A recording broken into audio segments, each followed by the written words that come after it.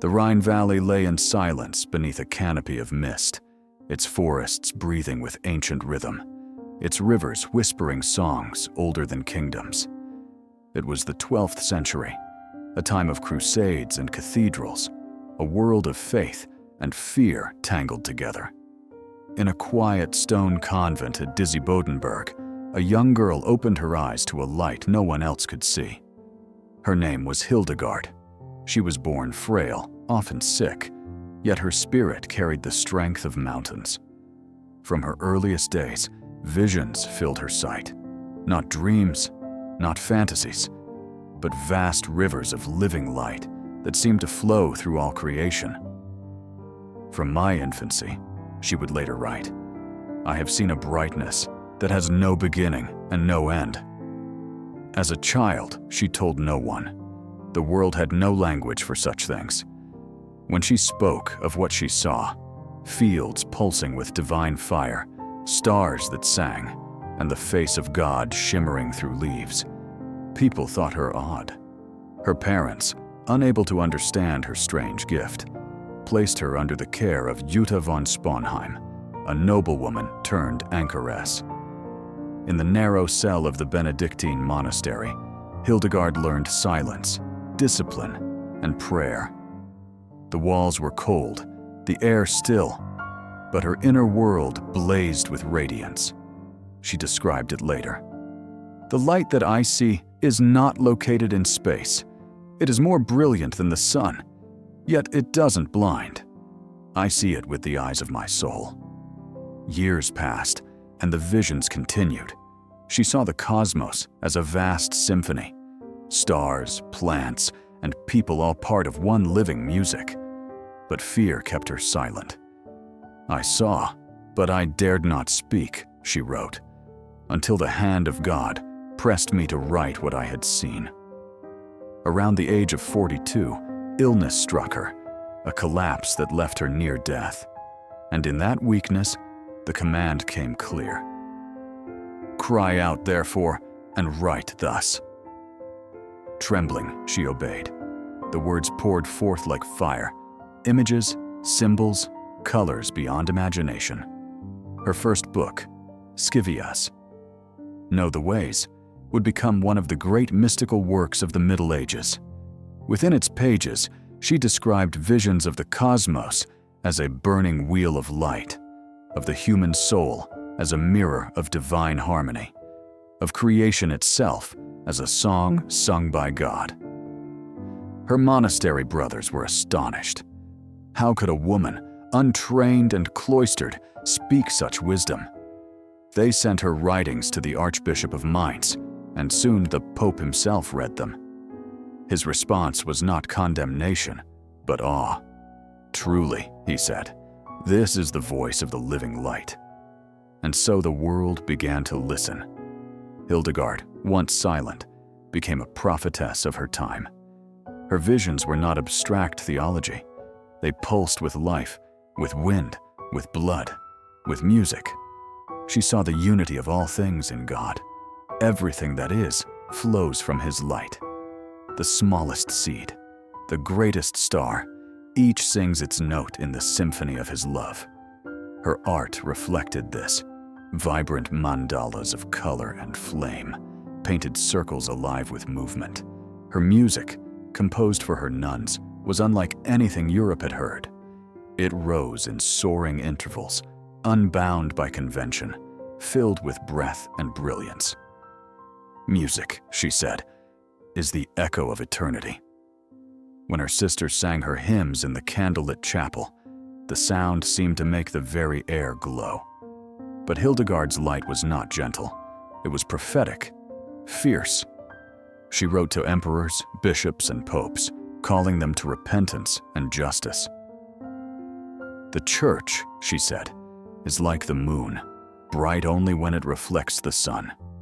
She warned against pride, corruption, and war, yet her words were never born of anger.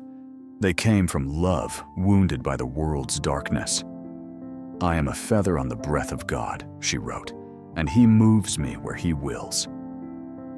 In the film's first half, The imagery would shimmer with golden green light, forests moving like breath, rivers reflecting heaven, the young Hildegard standing in a field as sunlight pours through clouds.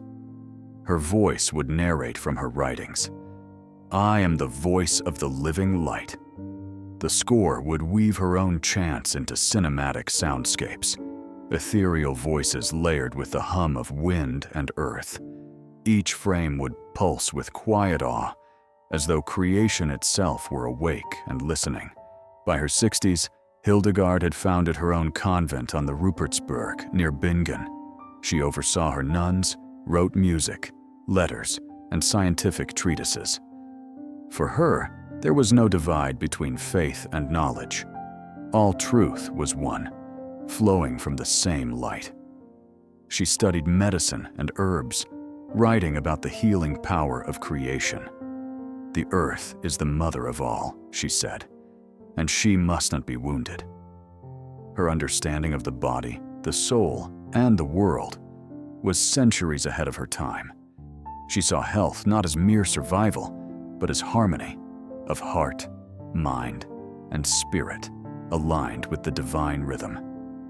"Humanity," she wrote, "is called to be a melody of holiness." Her daily life was austere: prayer before dawn, work in the gardens, the writing table covered with manuscripts. Yet there was joy in her austerity, a luminous peace that filled her cell. Visitors came from across Europe, monks, scholars, nobles, to seek counsel from the Sibyl of the Rhine. She greeted them with humility, her eyes radiant, her voice firm. "Do not seek visions," she would tell them. "Seek to become one." But not all welcomed her boldness. Many resented a woman who spoke with authority.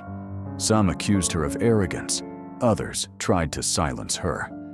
When one of her nuns died, and Hildegard buried her in consecrated ground, against the orders of the bishop, she was punished. Her convent placed under interdict, forbidden to sing the Mass. For a woman whose soul was song, it was agony. Yet she accepted it with grace. "The light does not cease to shine," she wrote, "even when the world turns away."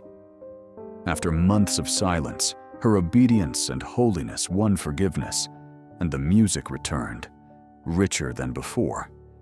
Her last years were filled with light and labor.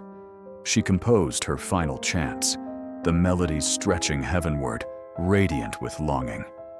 Her writings grew bolder, her letters more urgent. To a struggling monk, she wrote, "You are not far from the light.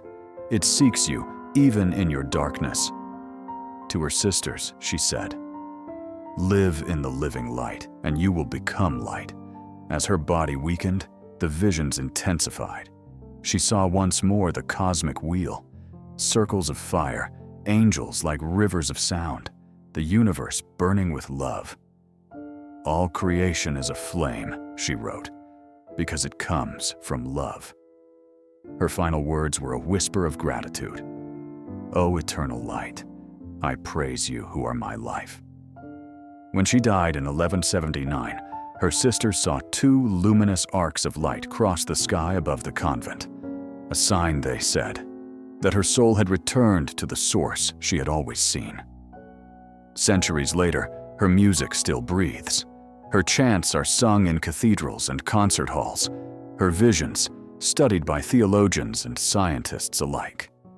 She is called Doctor of the Church, one of only a handful of women to bear that title.